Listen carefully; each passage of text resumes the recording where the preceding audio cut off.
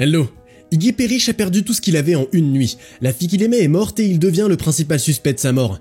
Mais lui-même ne se souvient de rien, et pour résoudre l'affaire et trouver le meurtrier, que ce soit lui-même ou quelqu'un d'autre de la petite ville où tout le monde se connaît, il reçoit un cadeau spécial d'en haut. Mais Dieu a ses raisons que la raison ignore, et les effets secondaires du don s'apparentent davantage à une malédiction ou à une blague cruelle. Iggy et Marie font un pique-nique dans les bois, ne se souciant de rien. Le garçon promet qu'il aimera la fille pour le reste de sa vie. Just love me for the rest of mine. Un certain temps passe et il se réveille sur le sol de la maison avec une gueule de bois. Iggy essaie de récupérer un peu et il met la chanson que lui et Marie écoutaient ensemble. Il s'avère que la jeune fille a été assassinée et il y a des journalistes et des malfaiteurs devant sa fenêtre, convaincus qu'il est le meurtrier.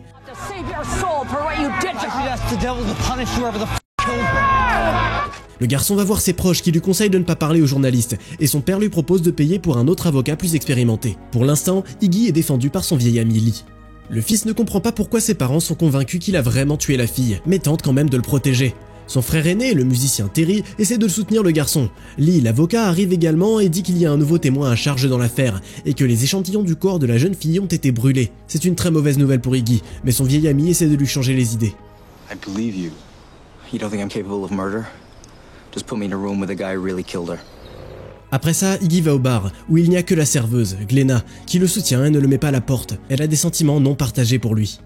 Dans la soirée, un service commémoratif est organisé pour Marie. Dans les bois, sur les lieux de son meurtre, sous une cabane dans les arbres, son père Dale dit que tant que Iggy Parrish n'est pas condamné, l'âme de la jeune fille ne se reposera pas. Le gars se cache à l'étage, gérant son chagrin tout seul avec une bouteille à la main, comme toujours. Quand les gens partent, il descend et profane le mémorial en colère.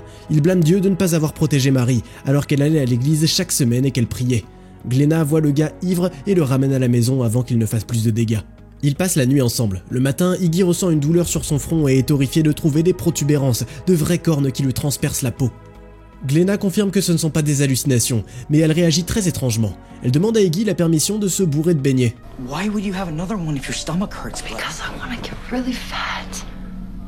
La fille sait que tout le monde la considère comme frivole et ne couche avec elle que s'ils sont ivres. Iggy n'a rien à dire à ce sujet. Le gars va chez le chirurgien pour se débarrasser de ses cornes du diable, et dans la salle d'attente, il rencontre encore des gens partageant leurs désirs et leurs péchés les plus interdits avec lui. Pour expérimenter son nouveau pouvoir, il permet à la réceptionniste d'être impoli envers une visiteuse, ce qui génère une énorme dispute.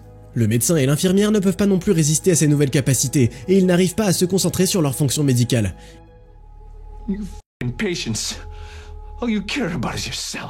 Iggy convainc quand même le médecin de faire son travail et d'essayer de couper les cornes.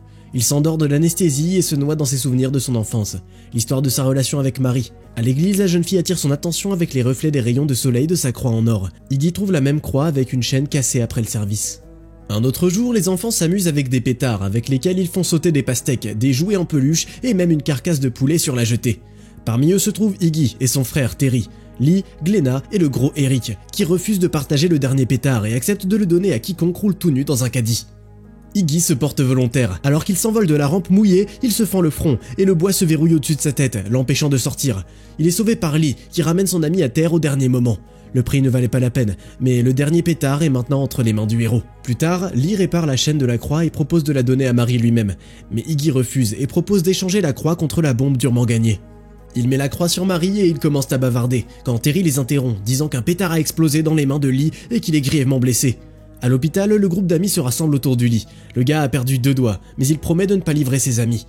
À travers les stores, il voit le sourire de Marie. I'm glad one good thing happened today. Et Iggy se rapproche de plus en plus de Marie, bien qu'il soit tourmenté par la culpabilité de ce qui est arrivé à son ami. If he gave it back to you, then he would have been the one who... You think you traded me for the cherry bomb? Marie confesse qu'elle a laissé la croix exprès pour Iggy. Elle l'embrasse dans la cabane dans les arbres où ils passeront plein de moments heureux ensemble. Mais Terry connaît également leur cachette et jette un regard envieux de temps en temps. Le gars se réveille soudainement de l'anesthésie et il découvre qu'au lieu d'effectuer la chirurgie, l'infirmière et le médecin ont décidé de s'amuser ensemble. Désespéré, Iggy va chez le prêtre. Le prêtre riposte dans la peur, lui disant qu'il s'est détourné de Dieu et qu'il se complaît dans les ténèbres. Il suggère que le gars termine son passage sur Terre avec son aide, et une fois de plus, le pouvoir des cornes est à l'œuvre. Il n'y a que Lee qui n'est pas affecté par les cornes, il ne peut même pas les voir. L'ami dit que Iggy est devenu un peu fou de stress. Iggy rentre chez lui où sa propre mère dit qu'elle ne veut pas qu'il soit son fils, parce qu'elle est constamment en colère contre lui. C'est là que le père admet qu'il a mis le feu pour détruire les preuves, parce qu'il n'a aucun doute qu'Iggy a tué Marie. Il aimait la jeune fille plus que son fils. She was my favorite thing about you. Yeah, me too. Iggy est tenté par les journalistes comme d'habitude. Il appelle Lee et lui demande s'il était au courant de l'implication de son père dans l'incendie, auquel il reçoit une réponse évasive. Le gars veut trouver le vrai tueur avec sa nouvelle superpuissance. Une fois qu'il se rapproche de lui, le coupable avouera immédiatement l'atrocité. Le gars se rend au bar où il propose aux journalistes de se battre pour savoir qui aura l'interview exclusive, et il commence un massacre. Iggy interroge tous les clients sur le meurtre, et l'un d'eux informe que le nouveau témoin dans l'affaire est la serveuse qui a servi Iggy et Marie le jour du meurtre. Le barman devient fou aussi, et il met le feu à son bar, car il en a marre. De retour dans la voiture, le gars trouve la bague qu'il voulait donner à sa future fiancée. Mais ce jour-là, quand il est venu au café, la fille a dit qu'elle partait pour Los Angeles et qu'elle rompait avec lui. Iggy crie tellement fort que tout le café peut l'entendre, essayant de savoir jusqu'où Marie est allée, mais elle reste silencieuse. La fille dit qu'elle ne l'aime plus. Iggy court dehors où Terry l'attend, s'attendant à ce qu'il célèbre l'occasion. Mais son frère monte dans la voiture et part. Marie le voit partir aussi. Le lendemain matin, le gros Eric, devenu flic, trouve Iggy sur les rives du lac où ils ont passé leur enfance. Les flics lui demandent quand il a vu la fille pour la dernière fois. Craignant que quelque chose ne se soit passé, Iggy choisit les mauvais mots pour répondre aux flics. It's all my fault. Anything that happened to her is all my fucking fault. Iggy arrive au café où la serveuse avoue qu'elle a menti aux flics parce qu'elle veut être à la télévision. Elle rêve d'être convoitée par le plus grand nombre de personnes possible. Ensuite, Iggy se rend au bar où son frère se produit. Glenna est également là. Elle avoue au gars qu'elle l'aime depuis qu'elle est toute petite. Iggy sort avec Terry, qui révèle que le jour où Marie a été tuée, il l'a ramenée chez elle dans sa voiture, mais jure qu'il ne l'a pas tuée. Iggy se jette sur son frère et demande des réponses. Il s'avère que Terry a essayé de la séduire malgré l'état dans lequel était la jeune fille, et Marie lui a demandé d'arrêter la voiture et de sortir au milieu des bois. Terry lui-même était sous l'influence de substances et est resté dans la voiture à l'attendre, où il s'est endormi. Le matin, il s'est réveillé avec un rocher ensanglanté sur le siège, après quoi il a trouvé son cadavre dans les bois avant de s'enfuir et de jeter toutes les preuves dans le lac. Il assure au gars qu'il ne l'a pas tué, même s'il l'aimait aussi. Eric et son partenaire se présentent et arrêtent Iggy pour l'agression, avouant leurs fantasmes l'un sur l'autre dans le processus. Iggy se fait sortir par Lee, à qui il raconte ce qu'il a appris de Terry à l'aide de ses cornes. Go home. Why are you wearing Maron's cross? Lee essaye d'éviter de répondre, puis il avoue que Marie lui a donné. C'est avec lui qu'elle avait une liaison, un ami traître. La maison de Marie est le prochain arrêt. Iggy veut parler à son père pour savoir si elle l'a vraiment trompé. Dale pointe un fusil de chasse sur lui. Les cornes ne semblent pas fonctionner sur lui non plus. Et Iggy laisse l'homme qui a perdu sa femme d'un cancer et sa fille aux mains d'un meurtrier.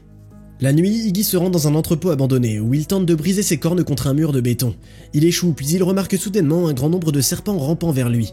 Il attrape une fourche pour les repousser, mais après y avoir réfléchi, il laisse l'un des serpents ramper sur lui. Après avoir accepté sa nouvelle apparence diabolique, il est déterminé à trouver le tueur. Des serpents attaquent la serveuse sur ses ordres, la privant de sa beauté. Il permet aux policiers de réaliser leurs fantasmes, les convainquant que ce n'est pas un péché. Par la suite, il rend visite à son frère toxicomane et tente de le faire avouer. En représailles de son égoïsme et de sa lâcheté, il le force à consommer toute sa réserve, lui causant de terribles hallucinations. Mais ce n'est pas seulement de l'intimidation. Iggy a compris qu'il n'y a pas d'autre moyen pour que son frère arrête ce passe-temps dangereux. Dans la matinée, Lee trouve Iggy et lui dit que sa liaison avec Marie n'a duré que quelques mois avant qu'elle ne décide de déménager. Le garçon saute sur son ami et arrache sa croix. Il s'avère que c'était la seule chose qui le protégeait des cornes. Le meurtrier avoue ce qu'il a fait. Iggy le saisit par la gorge et toute la vérité lui est révélée. Lee a suivi la voiture de Terry et a trouvé la fille dans les bois. Il était certain qu'elle avait rompu avec Iggy pour être avec lui. What about all the signals you've been sending? What? Signals? What?